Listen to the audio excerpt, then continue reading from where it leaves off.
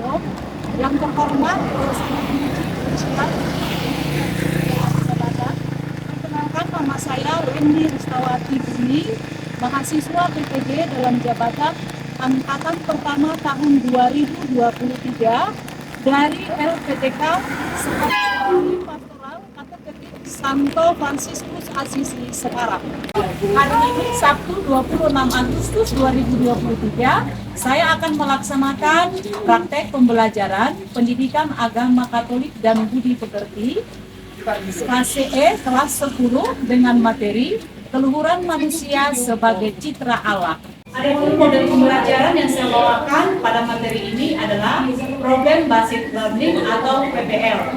Selamat menyaksikan, semoga bermanfaat. Selamat pagi anak didik ibu semua. Pagi, semangat belajar. Terima kasih. Semua kabar baik? Baik, Bu. Oke. Nah, hari ini, pagi ini kita akan membahas materi pembelajaran kita tentang keluhuran manusia sebagai citra Allah. Nah, pada materi pembelajaran ini kita nanti akan mencoba untuk memahami, menggali tentang keluhuran manusia sebagai citra Allah. Nah, sebelumnya Ibu akan mencoba dulu untuk mengaksen kita masing-masing.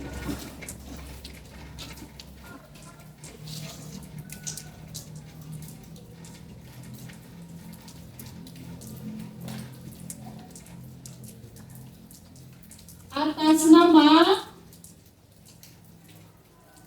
Andika Boy. Oke, terima kasih. Cicilia. Baik, terima kasih. Christine. Hadir, Bu. Ya. Desmawati. Hadir, Bu. Dion. Hadir, Bu.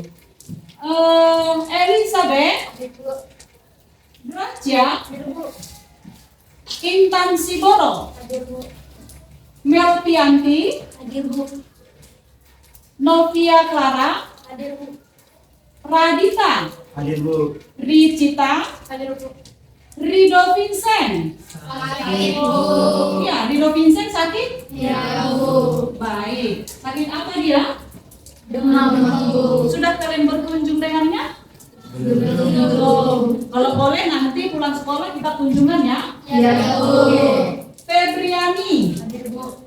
Iesa. Hadir, Bu. Oke, ada yang belum Ibu panggil? Saya, Bu. Namanya siapa, Nang? Grace, Bu. Oh iya, Teresia Damiana Simbolon. Oke, tepuk tangan dulu untuk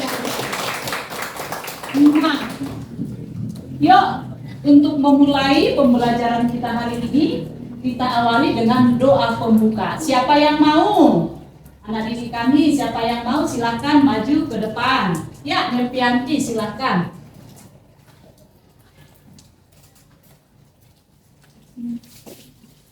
Baiklah teman-teman, sebelum memulai pembelajaran ini kita berdoa, kita bersatu di dalam doa, dalam nama Bapa dan Putra dan Roh Kudus. Amin. Ya Bapa yang Maha Baik, terima kasih atas berkat ini kami sampaikan kepadamu melalui perantaraan Kristus Tuhan dan Juru Selamat kami. Amin. Dalam nama Bapa dan Putra dan Roh Kudus. Amin. Terima kasih Melpianti. Nah, anak didik ibu semua, ibu akan mencoba dulu menggugah pemahaman kalian tentang keluhuran manusia sebagai cipta Allah. Coba direnungkan dulu dalam dirinya, kira-kira ya, kenapa Allah itu menciptakan manusia itu segambar dan serupa dengannya? Ya, kenapa? Silahkan direnungkan karena ini menjadi materi pembelajaran kita untuk hari ini. Oke, boleh? Boleh. Ya. Baik, kita lanjut dulu yuk. Sebelum kita mulai pembelajaran kita, mari kita ice breaking dulu. Yuk, ice breaking, silakan. Kita berdiri. Hai adik-adik semua, apa kabarmu? Sudahkah siap untuk belajar? Kabar baik, kami siap untuk belajar. Ayo bergembira, ayo semangat, raih cita-cita. Mari saling saling bagi rahmat Tuhan pada sesama. Terima kasih. Nah, ada tujuan pembelajaran kita hari ini, yaitu kita mau diarahkan agar mampu memahami diri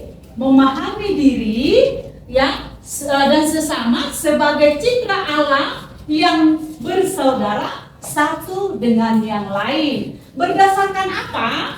Nanti kita diajak untuk memahami keluhuran itu melalui pengalaman hidup kita sehari-hari. Seperti apa kita sudah memperlakukan sesama itu sebagai citra Allah. Keluhuran sesama itu bagaimana kita memperlakukannya. Nah, selain dari pengalaman hidup sehari-hari, nanti juga kita diarahkan untuk memahaminya melalui ajaran kitab suci. Kemudian juga kita diajak untuk memahami keluhuran itu menurut ajaran gereja. Nah, kemudian untuk mencapai itu, di sini ada beberapa kriteria ketercapaian tujuan pembelajaran atau yang disebut dengan KKTP. Nah, langkah-langkah apa yang harus nanti anak didik kami lakukan untuk bisa menemukan jawaban atas materi keluhuran manusia sebagai citra Allah ini? Nah, langkah yang pertama yang harus kita lakukan ialah melalui mengidentifikasi kasus-kasus perendahan martabat terhadap manusia. Jadi kasus-kasus apa nanti yang bisa kita temukan di situ? Kemudian mencari sebab-sebabnya munculnya tindakan-tindakan diskriminasi dan fanatisme. Jadi perlakuan-perlakuan yang menimbulkan perendahan martabat terhadap manusia dan juga sikap fanatisme dalam hidup manusia. Nah, setelah itu nanti kita akan mencoba merumuskan bagaimana sebenarnya yang dimaksud dengan keluhuran manusia sebagai citra Allah itu menurut ajaran kitab suci. Ya. Kemudian kita lanjut juga bagaimana nanti kita bisa merumuskan pandangan gereja atau ajaran gereja tentang keluhuran manusia sebagai citra Allah. Nah, setelah kita dapat nanti merumuskan, coba kita hubungkan. Mari kita menghubungkan nanti antara kasus-kasus perendahan martabat ini dengan pesan-pesan kitab suci dan juga pesan-pesan ajaran gereja berhubungan ke keluhuran manusia sebagai citra Allah. Dan yang terakhir, mari kita merefleksikannya. Sudahkah saya ini sebagai manusia citra Allah meluhurkan diri saya dan juga meluhurkan diri sesama saya? Apakah saya masih termasuk orang yang suka memberikan perlakuan-perlakuan yang berbeda dengan sesama? Ya, itu bagian refleksi diri. Nah, maka untuk melanjutkan kegiatan kita, Ibu akan menayangkan satu video informasi atau berita kasus-kasus perendahan martabat terhadap manusia. Nah, nanti setelah kalian mengamati tayangan video ini, maka Ibu nanti akan memberikan pertanyaan sejauh mana pengalaman atau pengamatan kalian dari video tersebut melalui beberapa pertanyaan. Oke, baik. Mari silahkan disimak video berikut. Menampilkan secara utuh menanggung unsur kekerasan. Dalam video terlihat seorang oknum guru memukul siswanya yang terlambat datang ke sekolah. Pihak sekolah telah meminta maaf atas kejadian ini. Baik, dan kami sangat menyayangkan dengan kejadian ini. Tapi dari pihak siswa juga sudah kami sampaikan permohonan maaf kepada orang tuanya juga, dan pihak sekolah sudah melakukan penonaktifan jabatan sebagai wakil siswa. Di Jakarta Timur, kekerasan terhadap pelajar sekolah dasar di kawasan Matraman mendapat sorotan setelah beredar luas di media sosial. Siswanya, kepala sekolah di SD tersebut menyatakan telah memberikan sanksi pada guru yang memukul siswa. Keliru dan minta maaf untuk kepada keluarganya, dan tentunya nanti sambil berproses kami juga ke Dinas Pendidikan atas yang ini akan melakukan ini. Tak cuma di Bekasi dan Jakarta Timur, kasus perundungan dan kekerasan terhadap seorang siswi SMP di Kecamatan Kutu, Purworejo juga mendapat sorotan luas. Kepala Dinas Pendidikan Jawa Tengah telah mengadakan pertemuan dengan pemerintah kabupaten dan Dinas Pendidikan setempat untuk mengusut tuntas kasus perundungan dan kekerasan di sekolah ini. Pendidikan yang terutama dari Pendidikan Kabupaten Purworejo berusaha melakukan pendampingan kepada anak-anak itu bisa dibuktikan sehingga kepada mereka juga bisa dampingi bagaimanapun mereka adalah anak-anak. Polisi sendiri telah menetapkan 3 siswa sebagai tersangka dugaan perundungan terhadap seorang siswi SMP di Kutu, Purworejo. Ketiga tersangka terancam hukuman 3 tahun penjara atas perbuatannya. Polisi juga menyita sejumlah barang bukti termasuk sebuah ponsel yang digunakan untuk merekam kejadian. 3 kasus kekerasan di sekolah, yakni Bekasi, Jakarta Timur, dan Purworejo, menambah rangkaian panjang kekerasan yang melibatkan pendidik dan anak didik.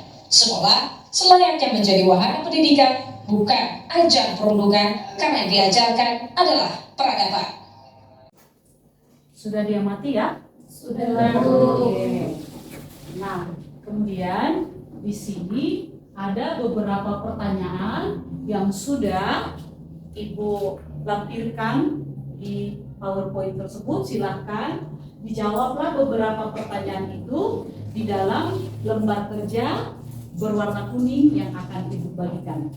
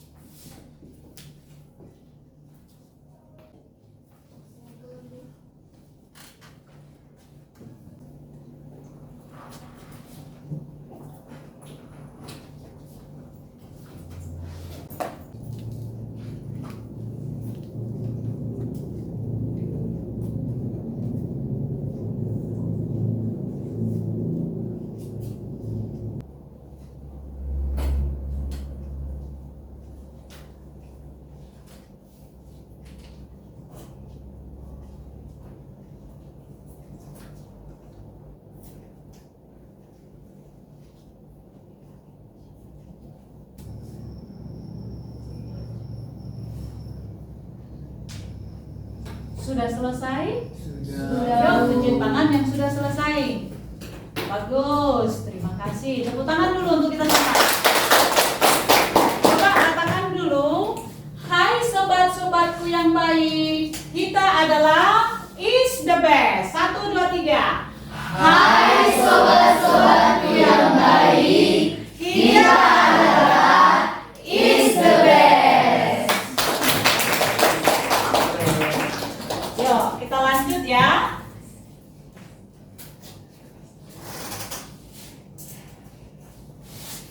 Nah, kemudian sekarang kita akan melakukan identifikasi ya terhadap masalah-masalah, kasus-kasus perendahan martabat terhadap manusia. Nah, melalui tahapan ini kita mencoba untuk mengumpulkan kasus-kasus apa saja, contoh-contoh kasus yang sering terjadi dialami oleh seluruh manusia yang merupakan bentuk perendahan martabat manusia itu sendiri. Nah, kita boleh menggali informasi itu melalui tayangan video tadi sudah dijawab. Kemudian kita lanjut menggali informasi itu boleh melalui pengalaman hidup kita sehari-hari, ya, melalui pengalaman hidup sehari-hari, melalui buku-buku pendukung yang relevan, yang bisa mendukung, melalui media sosial lain juga selain pemberitaan tadi. Kemudian setelah itu, mari kita coba adakah tokoh-tokoh ya. Apakah ada tokoh-tokoh yang memiliki semangat untuk memperjuangkan keluhuran martabat manusia itu? Itu tugas kita.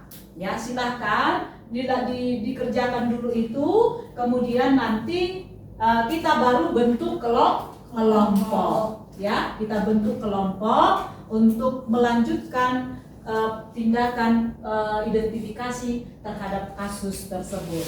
Oke, sekarang kita bentuk kelompok. Kalian masing-masing boleh membuat kelompok 4 orang per kelompok. Silakan. 4 orang per kelompok. Oke, bolehlah langsung gabungkan meja ya.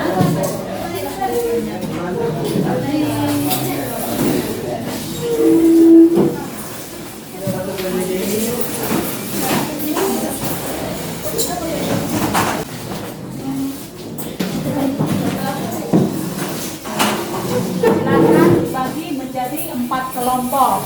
Sudah?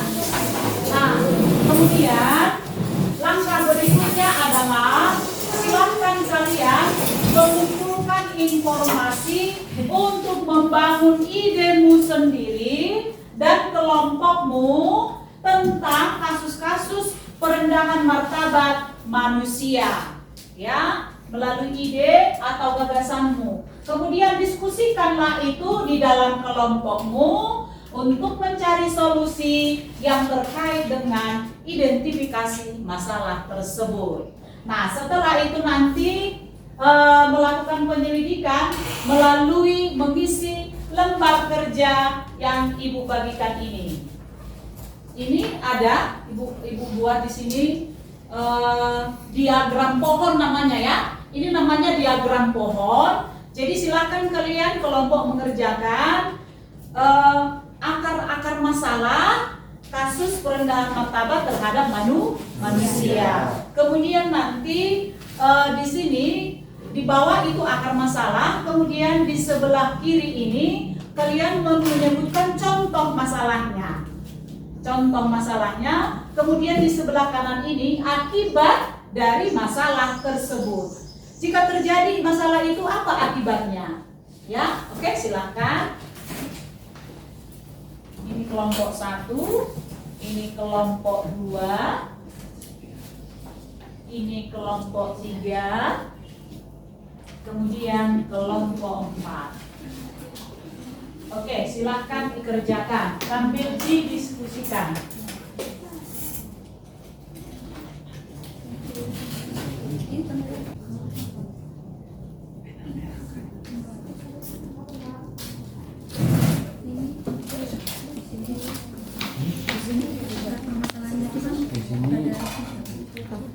Masalahnya enggak, masalahnya tidak.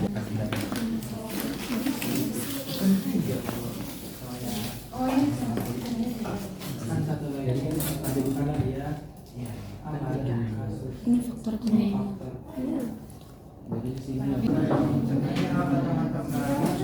Bisa, iya bisa. Penculikan bisa. Iya, ada miskinan. Kebutuhannya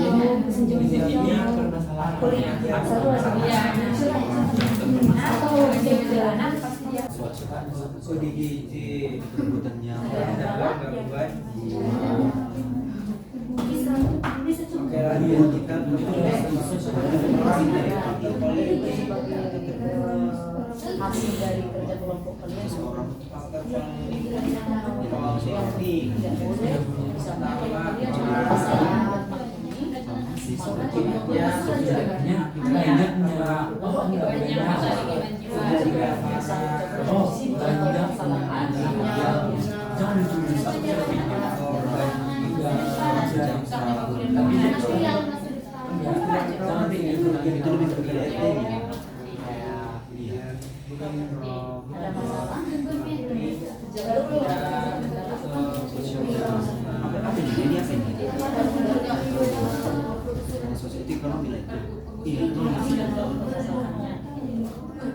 akar masalahnya.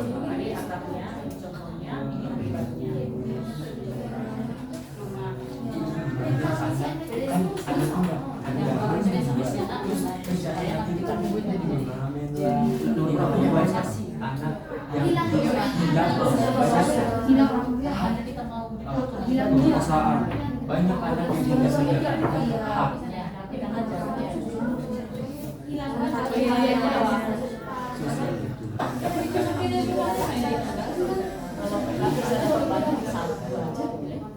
Iya kok pemerintahnya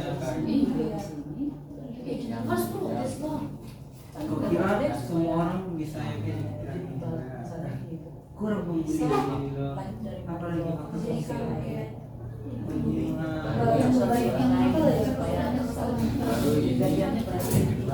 Banyaknya wanita masih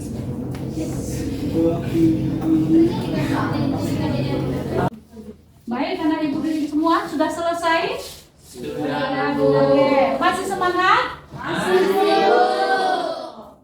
Nah, sekarang akan kita lanjutkan untuk melakukan analisis terhadap kitab suci dan ajaran gereja dalam hal upaya untuk memperjuangkan keluhuran manusia sebagai citra Allah.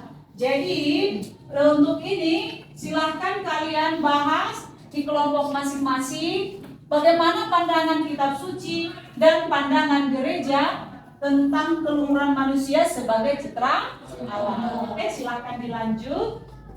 Ini untuk lembar analisis terhadap ajaran pandangan kitab suci dan ajaran gereja menyangkut keluhuran manusia sebagai citra Allah.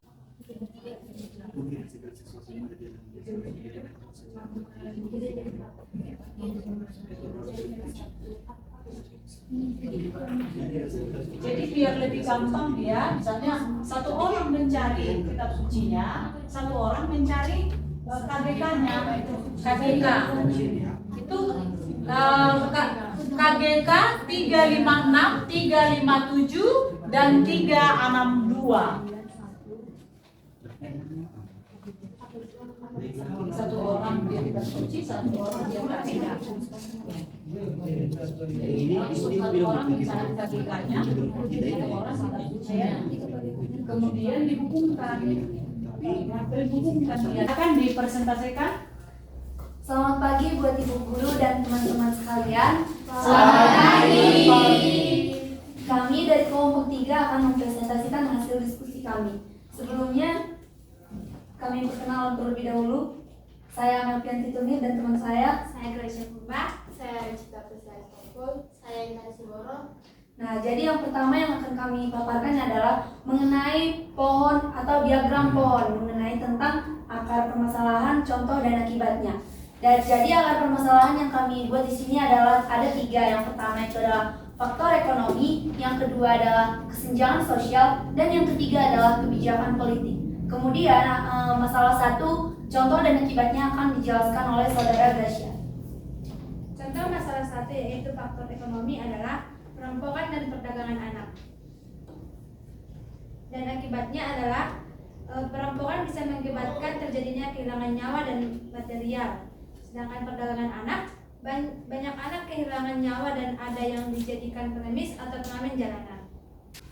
Contoh dari kesenjangan sosial yaitu penyimpangan seksual dan penganiayaan terhadap kaum buruh. Akibatnya penduduk tidak bertambah dan terjadinya kemiskinan, depresi, dan masih banyak lagi.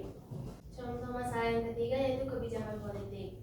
Yang pertama yaitu penggusuran lahan yang dapat mengakibatkan seseorang itu tidak memiliki tempat tinggal yang layak. Dan yang kedua, perang antar golongan, antar daerah, dan bahkan antar negara yang bisa menyebabkan terjadinya kemiskinan dan kehilangan nyawa ataupun material. Dan yang selanjutnya yang akan kami jelaskan adalah mengenai ajaran kitab suci dan juga ajaran gereja mengenai keluhuran martabat manusia. Yang pertama adalah dari ajaran kitab suci, yaitu pada kitab suci Kejadian 1 ayat 26 sampai 27 disebutkan bahwa Allah menciptakan manusia seturut dengan gambar dan rupanya atau secitra dengan Allah.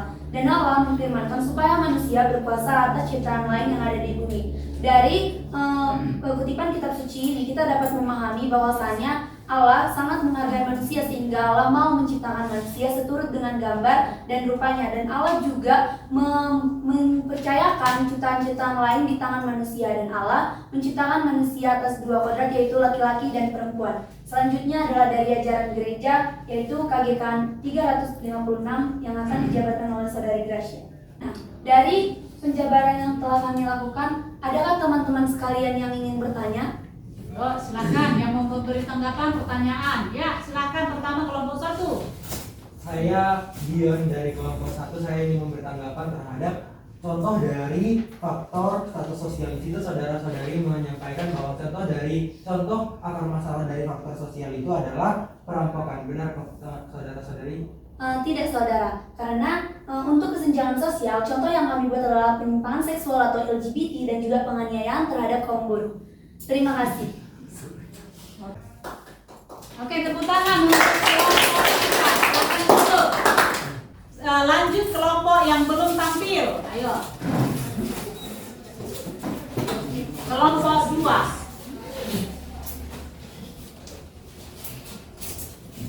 Selamat pagi buat kita semua. Pagi, semangat belajar. Baik, terima kasih telah memberikan kami kesempatan untuk mempresentasikan hasil diskusi kami mengenai perendahan martabat terhadap manusia. Jadi di sini kami ada 3 orang karena 1 orang teman kami sedang sakit dan tidak bisa hadir. Jadi mohon dimaklumi. Sebelumnya perkenalkan, saya Andika Sibarmata. Saya Desma Tidak Manis. Saya Cecilia Siaan. Baik, di sini kami akan menjelaskan faktor-faktor yang dapat menjadi perendahan martabat terhadap manusia. Yang pertama itu ada faktor ekonomi, yang kedua kesenjangan sosial, yang ketiga pengaruh politik. Yang pertama akan dijelaskan oleh Cecilia.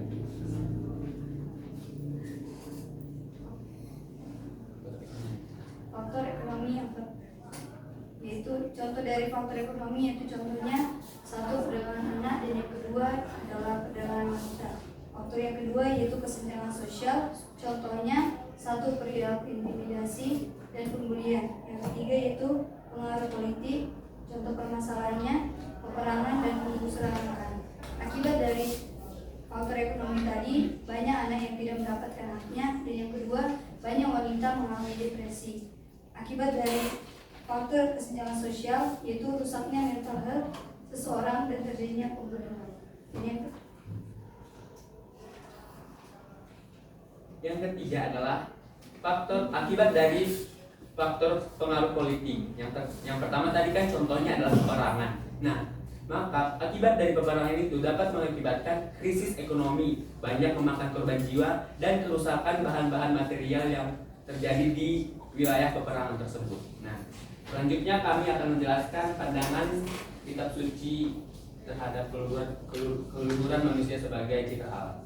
Keluhuran manusia sebagai citra Allah menurut kitab suci. Manusia diciptakan segambar atau serupa dengan Allah supaya mereka berkuasa atas seluruh bumi dan isinya. Di sini dikatakan manusia diciptakan segambar dan serupa dengan Allah supaya mereka berkuasa atas seluruh bumi dan isinya. Berarti di sini manusia diberikan hak untuk menguasai seluruh dunia. Di sini menguasai bukan artinya mereka suka-sukanya terhadap manusia, tetapi di sini manusia disuruh untuk memanfaatkan, melestarikan, menjaga seluruh yang ada di dalam bumi tanpa merusaknya gitu. Seperti kan misalnya kita bisa menebang pohon untuk menjadikan sesuatu yang lebih untuk menjadikan sesuatu yang berguna gitu. Tapi kita tidak bisa menebang pohon secara liar gitu. Kita harus tahu batasannya, jangan sampai merusak gitu. Itu artinya menguasai, tidak sampai merusak gitu. Sekian dari presentasi kami. Jika ada pertanyaan dari teman-teman, kami persilahkan. Yuk, ada yang bertanya? Ya, silakan. Saudara Pranita. Pranita dulu atau Gracia? Pranita dulu.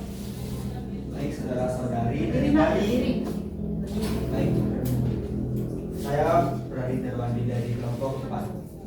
Dari tadi yang saya dengar itu cuma ajaran-ajaran gereja untuk perendah martabat itu kan. So, ajaran contohnya KGK-nya gini. Tapi apa tindakan nyata gereja untuk permasalahan perendahan martabat tersebut? Apa gereja ambil bagian dalam bagian mana? Apakah cuma hanya menyalahkan itu saja tetapi tidak ada tindakannya? contoh tindakannya bagaimana? Baik.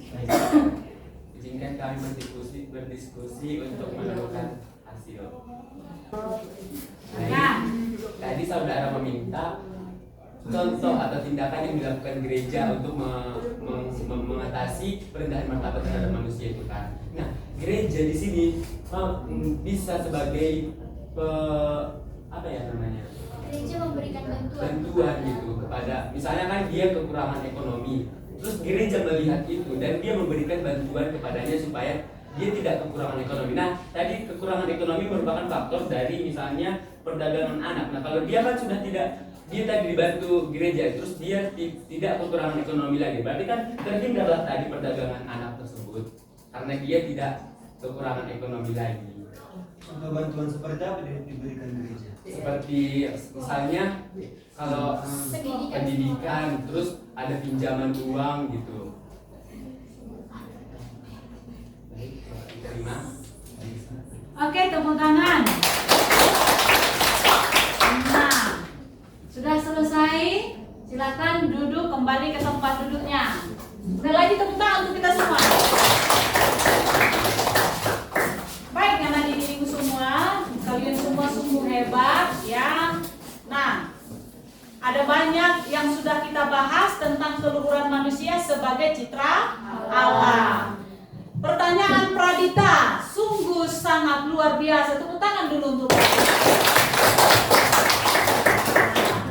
keluhuran manusia sebagai citra Allah. Gereja adalah salah satu lembaga yang tetap memperjuangkan keluhuran itu sebagai citra Allah. Ya, gereja melakukan banyak hal untuk memperjuangkan martabat manusia itu sendiri. Lewat apa? Ada banyak hal yang dilakukan oleh gereja. Tadi di awal ibu sudah mengarahkan anak didik ibu semua untuk mencari tokoh-tokoh, ya kan? Mencari tokoh-tokoh yang peduli akan martabat dan keluhuran manusia. Oke, tokoh pertama siapa? Bagus. Tokoh kedua? Gus Dur. Ketiga? Mother Teresa Calcutta. Satu lagi Romo Mangunwijaya. Ya. Nah, sebagai tokoh Katolik, Romo Mangunwijaya ini adalah seorang Romo yang hidup di Pulau Jawa, tapi Romo sekarang sudah almarhum, ya. Nah, Romo ini adalah tokoh yang sangat disegani karena apa? Beliau ini adalah salah satu tokoh yang sangat mengangkat derajat orang-orang pinggiran.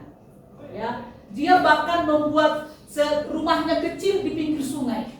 Ya, lalu setiap hari orang-orang pinggiran, orang-orang terlantar datang kepada Romo tersebut, minta didoakan, minta diajari, diberi semangat, ya, diberikan pendidikan dan lain sebagainya. Mother Teresa Calcutta juga sama. Ini adalah salah satu tokoh pejuang martabat manusia, pejuang hak asasi manusia. Nah, sekarang pertanyaannya, apakah kamu sudah melakukan seperti yang dilakukan oleh tokoh-tokoh tersebut sebagai gereja?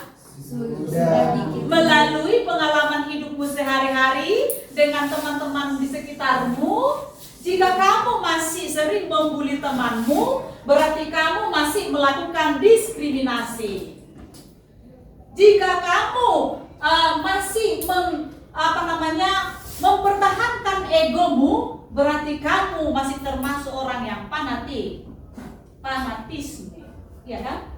Nah, ini melalui pembelajaran materi ini kita diingatkan kembali bahwasanya Allah menciptakan manusia itu serupa dan segambar dengan Allah. Ya. Jadi manusia itu bukan sesuatu, tetapi seseorang. Bukan hanya dia disebut sebagai makhluk hidup, tetapi dia adalah pribadi. Dia pribadi. Nah, apakah hewan tidak makhluk hidup? Makhluk hidup. Tetapi disebut pribadi atau seseorang? Iya. Karena apa? Karena dia tidak memiliki martabat. sebagai manusia. Jadi martabat ini yang harus kita perjuangkan tanpa pandang bulu. Maka dengan demikian kita sudah menerima diri kita sebagai martabat yang luhur yang secitra dengan Allah, maka kita dimampukan juga untuk menerima sesama juga sebagai citra Allah yang memiliki martabat yang luhur. Maka dengan demikian kegiatan kita hari ini telah selesai. Yuk silakan renungkan dulu, refleksi. Sekarang kita masuk ke dalam refleksi. Ya, refleksi kita Ibu ambil dari kitab Mazmur 139. Ibu akan baca, silahkan kamu merenungkan kata-kata yang mana yang menurutmu berterkena di hatimu. Renungkan dalam hatimu perlahan-lahan. Silahkan.